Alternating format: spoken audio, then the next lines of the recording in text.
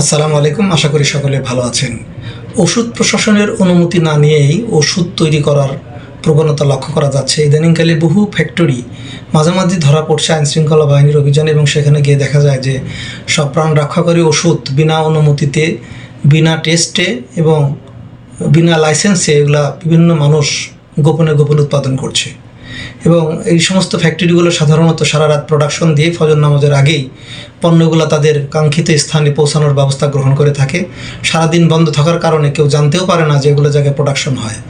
এই ইদানিংকালে কেরানীগঞ্জ এবং তার আশেপাশে, আবার আজকে দেখলাম শনির আখড়া এক জায়গায় একই পদ্ধতিতে ওষুধ প্রশাসনের অনুমতি ছাড়াই তারা রাতের আধারে ওষুধ বানিয়ে সারা দিন সেগুলো আবার ডেলিভারি করে থাকে। এই যে বিষয়গুলো, যে ওষুধের মতো একটা সেন্সিটিভ বিষয় যেগুলা মানুষের জীবন রক্ষা করার জন্য ব্যবহার করা হয়, সেগুলোতেও যদি এ ধরনের দুর্নীতি বা দুই নম্বরই হয়, আর সেটা যদি কোনোভাবে রোধ না করা যায়, তাহলে কি পরিস্থিতি হতে পারে একবার ভেবে দেখেছেন? আমি কিছুদিন আগে কোনো একটা অসুখের কারণে প্যারাসিটামল নাপা ট্যাবলেট কিনেছিলাম। সেটা খেয়ে কোনো কাজই হচ্ছিল না এবং হয়নি শেষ পর্যন্ত কোনো কাজ। পরে বুঝতে পারলাম যে হয়তো বা ওষুধের ভিতরে এমন কোনো গুণাগুণই নেই, যে কারণে ওষুধ ব্যবহার করার পরেও শরীরের রোগ প্রতিরোধে সেই ওষুধটা কোনো ভূমিকা রাখছে না। ডক্টর তো লিখেছে ঠিকই, কিন্তু ওষুধের দোকানদাররা অনেক সময় জানতেও পারে না যে তাদের দোকানে 2 নম্বর ওষুধ ঢুকে গেছে। আমি একটা জায়গায় একটা কথা শুনে খুব আশ্চর্য হয়ে গেছিলাম। একটা নাম করা প্রতিষ্ঠানের জনৈক ম্যানেজার, তিনি ওই প্রতিষ্ঠানের খুব নামী একটা মেডিসিন, সেটাকে নকল করার জন্য এক জায়গায় যোগাযোগ করেছেন আমার বিশেষ পরিচিত এক সোর্সের নিকটে।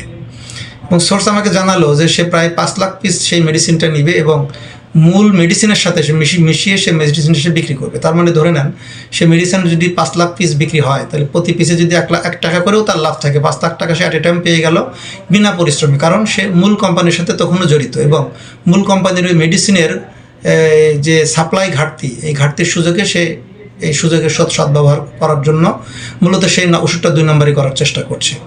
তো এটা হলো বাস্তবতা। ঠিক একইভাবে বিভিন্ন নাম করা ওষুধ, বিশেষ করে শিশুদের যে ওষুধগুলো অথবা ভিটামিন ডি, যে ওষুধগুলোর কোনোই কাজ নেই, অযথা তৈরি করে। এবং সেই ডাক্তারকে মোটা অঙ্কের, আমাকে এক ভদ্রলোক একটা হিসাব শেখালেন যে তিনি একটা ওষুধ তৈরি করেন 16 টাকায় এবং সেটা তিনি বিক্রি করেন 25 টাকায়, কিন্তু বাস্তবে সেটার মার্কেটিং প্রাইস হলো 350 টাকা।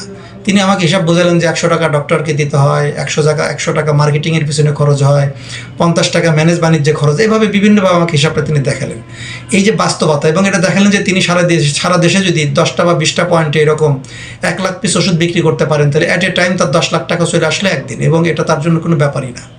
এটা হলো বাস্তবতা। তাই ওষুধের ভিতরে যে ওষুধ যেটা জীবন রক্ষা করে আমাদের, যেটার উপরে আমরা ডিপেন্ড করি, সেই ওষুধের ব্যাপারেও যদি এই ধরনের ঘটনা ঘটে বা ঘটতে থাকে, তাহলে আসলে মানুষ যাবেটা কোথায়?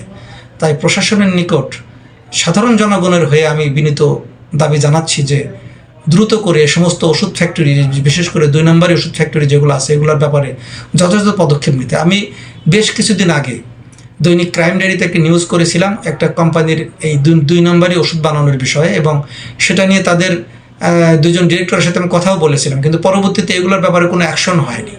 এগুলো কেমনে যেন ম্যানেজ হয়ে যায়। এই যে ম্যানেজ বাণিজ্য যতদিন বন্ধ না করা যাবে, ততদিন এই সমস্ত 2 নম্বরী ফ্যাক্টরি। এর আগে আবার একটা দেখলাম যে একটা প্রশাসনের একটা উইংস অভিযান চালিয়ে একটা ফ্যাক্টরিকে সিলগালা করে এসেছে, এবং সেই সিলগালার প্রেক্ষিতে যখন আমি তাদের সাথে যোগাযোগ করলাম, তারা বললো যে এই সিলগালা করা হয়েছে এবং এটার চিঠি কোর্টে যাবে, সেখান থেকে আইনি পদক্ষেপ যা নেওয়ার আদালত নেবে। কিন্তু দেখা গেল যে 7 দিন বা 15 দিনের মাথায় সেই কোম্পানিটা ওই যারা অভিযান চালিয়েছে তাদের সাথে টাকা দিয়ে মিটমাট করে ফেলেছে।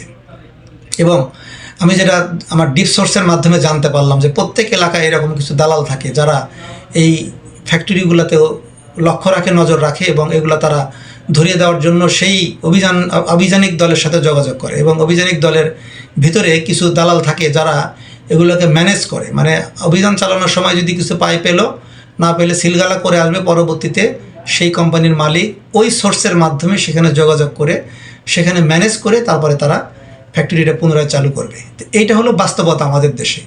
এই বাস্তবতা থেকে বের হয়ে আসার জন্য ওষুধ প্রশাসনকেই যথাযথ পদক্ষেপ নিতে হবে। প্রয়োজনে ওষুধ প্রশাসনের গোয়েন্দা টিম একটা আলাদা করে গঠন করা দরকার, যারা শুধুমাত্র নজরদারি করবে শুল্কের মতো বা ভ্যাটের মতো, কোথায় এই 2 নম্বরী ওষুধ, যেহেতু এগুলো লাভজনক ব্যবসা, এই জন্য এই ব্যবসাগুলোর দিকে মানুষের ঝোঁকও বেশি থাকে। আবার যেহেতু এটা মানুষের জীবন মরণের প্রশ্ন, সুতরাং এগুলোর বিষয়ে নজরদারি বাড়ানো প্রয়োজন। ওষুধ প্রশাসনের কাছে অভিযোগ দিলেও যদি কাজ না হয় বা তাদের অভিযানেও যদি তাদের অভিযান চালানোর পরেও যদি সেই ফ্যাক্টরিগুলো পুনরায় ম্যানেজ করে খোলা হয় এবং বিনা লাইসেন্সে, বিনা টেস্টে, বিনা পরীক্ষা নিরীক্ষায় এবং অস্বাস্থ্যকর পরিবেশে যদি সেই ওষুধগুলো তৈরি হতে থাকে বারংবার, তাহলে পাবলিকের আসলেই যাওয়ার কোনো জায়গা থাকবে না।